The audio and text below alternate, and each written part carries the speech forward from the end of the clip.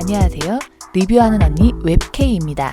여러분, 로판도 좋고 BL도 좋아하신다면 로판 느낌의 서양품 판타지 벨트는 어떠세요? 뭔가 말이 기네요. 아시다시피 판타지 느낌의 벨 작품이 귀하잖아요. 제가 그 귀한 작품들 모아서 소개 바로 시작할게요.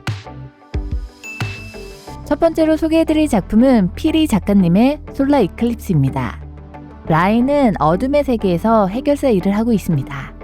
이번 일만 잘 해결하며 빚은 없던 걸로 해주겠다는 말에 의뢰를 받죠. 테오도르 가문의 저택으로 향한 라인은 그곳에서 에드윈 테오도르를 만납니다. 의뢰는 바로 사라진 이복 동생인 엘렌의 역할을 대신해달라고 부탁합니다. 동생의 초상화를 보니 정말 라이와 너무 닮았죠? 황태자인 헥토르와 엘렌의 관계에 대한 소문이 많은 가운데 라인은 엘렌이 되어 궁에 입궁합니다. 근데 이상하게 헥토르가 라이에게 자꾸 들이대는데요. 이렇게 꽃미남 황태자는 반칙 아닙니까? 뭔지 모르게 라이에게 자꾸 집착하는 것 같고 그러다 보니 둘의 관계는 빠르게 야릇해집니다. 거기다 에드윈, 제 취향입니다. 작화 맛집이라 눈이 호강합니다. 거기다 라인은 말해 뭐예요? 유혹수인데 사연도 있어서 너무 매력적입니다. 후반에는 이게 무슨 전개지 하면서 의문이 들 수도 있어요. 떡밥이 초반에 많이 뿌려지거든요. 완결 나서 매주 기다리지 않아도 됩니다. 초반에 뿌려진 떡밥 다 회수되니 하루 날 잡고 맘 편히 쭉 보면 됩니다. 반전도 있고 서브 커플도 있으니 try. 두 번째로 소개해드릴 작품은 두 개의 제국의 노예입니다. 레브 노아드님의 소설을 원작으로 글 소금빵님, 허건님, 글 그림 모르겠님이 담당했습니다. 스트라스 제국의 황태자였던 레브 노아드는 적국인 엘파셔의 지스카르 황태자와 휴전협정을 체결합니다. 그때 이 두 사람은 처음 만나게 되죠. 하지만 귀국길에 레브 노아드는 허망하게 독살을 당하게 되고 적국인 엘파셔 제국의 노예로 환생했습니다. 그것도 전생의 기억을 모두 가진 채로. 레브 노아드, 앞으로는 레이라고 부를게요. 사실 레이는 전생의 최강의 마법사였습니다. 능력수 키워드 바로 나갑니다. 레이는 의외로 노예의 소소한 행복에 만족하며 살던 어느 날 귀한 손님이 왔다고 호출을 받게 됩니다. 갑자기 시키고 부드러운 옷까지 입히죠. 알고 보니 지스카르의 칠노가 된 거죠. 레이가 죽고 환생해서 커가는 동안 황태자였던 지스카르는 황제가 됩니다. 설정 너무 재밌지 않나요? 자기도 모르게 글을 보자마자 엘 지스카르 파셔라고 풀네임을 말하게 됩니다.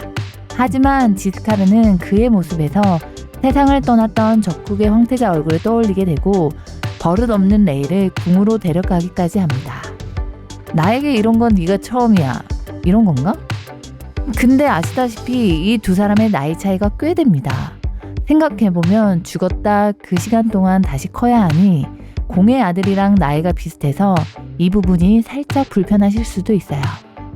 뒷이야기가 너무 궁금해서 소설을 읽어봤는데요. 저의 주관적 느낌은 수의 성장 드라마 같기도 했어요. 작화도 좋고 능력수 좋아하시는 분들에겐 더 매력적인 작품입니다. 세 번째로 소개해드릴 작품은 혜진 작가님의 영원한 계약입니다. 이안은 종교국가 데르윈의 성기사입니다. 사실 이안은 특별한 마력을 가지고 있는데요. 이안이 살고 있는 데르윈은 마력을 저주라고 생각하기 때문에 항상 괴물로 취급받으며 자랍니다. 그런 이안을 걷어준 게 헤론입니다. 그렇기에 헤론에게 충성하며 살아가죠. 이안은 인신매매 사건을 수사하면서 자신과 같은 특수한 힘을 가진 소를 만나게 됩니다. 종교 국가다 보니 신의 권능만 쫓아야 하는 데르윈에선 마력이 저주인 줄만 알았던 이안은 솔에게 흔들리죠. 사실 솔의 정체는 아스트라를 세운 왕이자 유일하게 존재하는 용의 후손입니다. 이런 환타지 요소 좋죠? 솔은 개국 이래로 대부분의 시간을 인간의 모습으로 살았죠. 거기다 이안을 구해준 헤로는 이안을 무척이나 아낍니다. 갈수록 이안에게 집착한다고요. 이안과 솔 그리고 헤론까지 이 세 사람의 관계는 어떻게 흘러갈까요? 거기다 과거의 인연까지 있습니다. 원투데이 인연이 아닙니다. 세 사람의 관계성 너무 좋아요. 혹시 꾸금 아니라고 실망하시거나 안 보고 패스하시는 분들이 있다면 이번엔 꼭 한번 봐보세요. 네 번째로 소개해드릴 작품은 킹스메이커 트리플 크라운입니다. 사실 두 작품은 1부, 2부 차이라고 생각하시면 됩니다. 2부인 트리플 크라운에는 완전판도 있으니 꼭 확인하고 보세요. 작가는 하가님, 강지영님입니다. 볼프강은 네 번째 황자입니다. 밖에서 살다 입궁한 아무것도 모르던 그를 수혁이 어릴 때부터 옆에서 하나하나 알려주죠. 수혁은 그가 어진 왕이 될 수 있다고 생각하고 그를 황제로 만들기로 결심합니다. 그 후 볼프강이 쿠데타를 일으켜 황자를 차지합니다. 사실 그가 쿠데타를 일으킨 데는 다 이유가 있습니다. 바로 신수혁이란 존재 때문이죠. 볼프강은 겉으로 보기엔 차가운 냉혈한 같지만 또 한정 다전공입니다. 오리수 신수혁은 재무대신입니다. 일도 잘해서 국고가 낭비되지 않게 밤낮 없이 정말 열심히 일합니다. 이렇게 일밖에 모르는 신은 사실 볼프강의 무한한 사랑을 받고 있죠. 본인만 모르는 듯합니다. 이런 무심수 같으니. 원래 주종관계 키워드 있으면 안 볼 이유가 없잖아요. 거기다 안경도 끼고 있고 뭐랄까 눈빛이 야해요.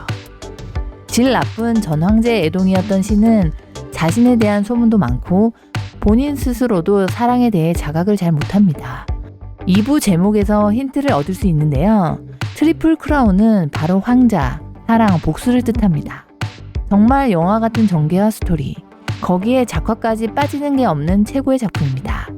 서브 커플도 있으니 기대하시며 보세요. 다섯 번째로 소개해드릴 작품은 인투 더 로즈 가든입니다. 윈터바운님 소설을 원작으로 그림 가젤님이 담당했습니다. 제가 한번 유튜브 커뮤니티에 언급했던 작품이죠. 전 예전에 소설로 접했던 작품이라 웹툰화 됐다고 하길래 반가운 마음 반 염려 반이 되었어요. 왜냐면 작품의 내용이 피폐 굴림수라는 단순한 표현으로 정의 내리기가 어려웠기 때문에 이걸 어떻게 웹툰으로 표현할지 걱정도 되더라고요. 특히 소설의 1권이 정말 처절하고 고통스러운 내용이 많아서 전 많이 울었어요. 초반에 A록이 길에서 겪는 고난된 삶이 웹툰에서는 그래도 조금 간략하게 나오는 것 같습니다. 그래서 마음이 덜 힘들었습니다. A록은 영세한 귀족을 위한 장미정원 가든 파티를 주관하게 됩니다. 그곳에서 우연히 클로프를 만나 같은 알파인 그에게 한눈에 반하게 되죠. 하지만 클로프는 A록의 먼 친척인 레이피엘과 결혼을 하게 되고 A록은 질투에 눈이 멀어 임신한 레이피엘을 죽음에 이르게 합니다. 이건 정말 나빴어요. 그 후 클로프는 A록에게 복수하기 위해 이상한 약물을 먹이기 시작했고 A록은 이유도 모른 채 오메가가 되어버립니다. 이때부터 A록이 미친듯이 구릅니다.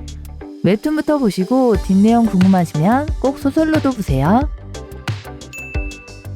마지막으로 소개해드릴 작품은 오늘만 사는 형제님의 스미르나 앤 카프리입니다. 알파인 테오가 약을 먹으면 스미르나가 돼서 가문을 위해 임신을 해야 하는 스토리입니다. 알파 설정도 재밌고 작화도 엄청납니다. 떡대수 특집에서 한번 언급됐던 작품이죠. 자세한 스토리는 위에 뜬 영상 클릭 부탁드리겠습니다. 오늘 소개해드린 작품들 재밌게 보셨나요? 관련 좌표 바로 아래 써두었습니다. 바로 보러 가세요.